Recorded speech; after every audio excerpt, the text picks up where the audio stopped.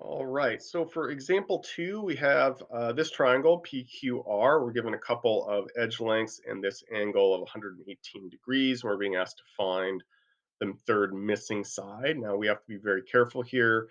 One mistake that I'll see fairly commonly, actually, is just to for students to use the Pythagorean theorem.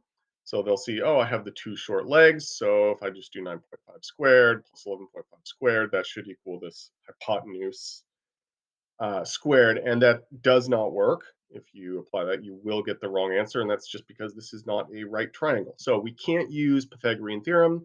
We can't use SOHCAHTOA either. So how do we approach a problem like this? Well, in this case, what I'm going to notice is I have angle side angle. That is a case where I would need to use the law of cosines.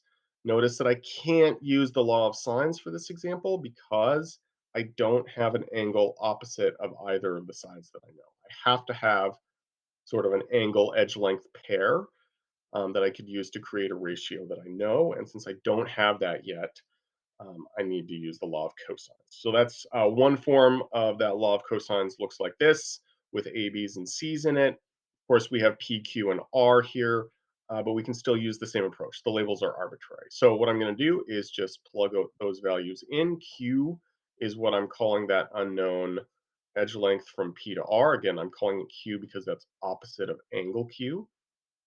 And then I just plug in the values for P and R here instead of B and C. And then the angle in between those two sides is 118 degrees. So I just plug that into the law of cosines. My setup is going to look like this. Plug it into your calculator, take the square root at the end, and you'll get Q is approximately 18.0 meters.